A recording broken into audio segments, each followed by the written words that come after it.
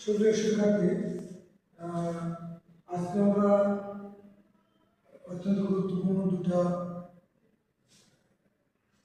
Construction শিখব, যেটা দিয়ে আমরা শত শত বাক্য গঠন করতে সক্ষম হব।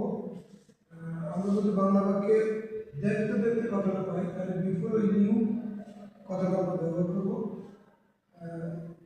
উদাহরণের মাধ্যমে আমরা বিষয়টা আরো পরিষ্কার করতে পারি। তাহলে দেখতে দেখতে পরীক্ষার সময় শেষ হয়ে যাবে, অর্থাৎ before we knew it the exam time was over.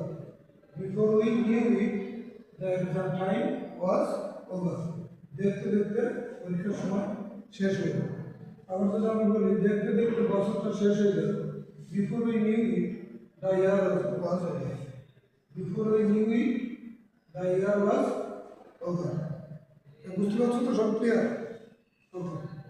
তারপরে আর একটা কনস্ট্রাকশন এখানে আছে, যদি বাংলা বাক্যে আমরা এখনো সময় আছে কথাটা পাই, তাহলে আমরা ব্যবহার করবো দেয়ার ইজ স্টিল টাইম। এখনো সময় আছে, অর্থাৎ দেয়ার ইজ স্টিল টাইম। এখনো সময় আছে নিজেকে শোধরাও, অর্থাৎ there is still time improve yourself. There is still time improve yourself. তারপরে আমরা দেখছি এখনো সময় আছে ব্যবসাটা শুরু করবে। There is still time start the business. তাহলে সামারিটা কি? দেখতে দেখতে যদি বাংলা বাক্যে আমরা পাই, তাহলে আমরা বিফোর উই নিউ ইট এই কথাটা ব্যবহার করবো।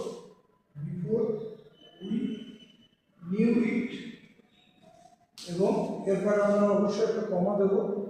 তারপরে যদি বাংলা বাক্যে আমরা এখনো সময় আছে কথাটা পাই, তাহলে আমরা ইংরেজি ব্যবহার করবো, ইংরেজি বাক্যে ব্যবহার করবো there is still time. There is still time ব্যবহার করার পরে আমরা একটা কমা ব্যবহার করবো। করার পরে আমরা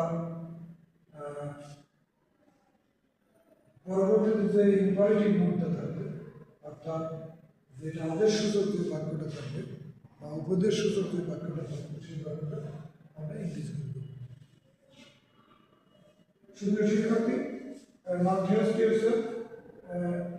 এই বাক্যগুলো তোমরা নিজেরা করবে, করে কমেন্ট বক্সে অবশ্যই আমাকে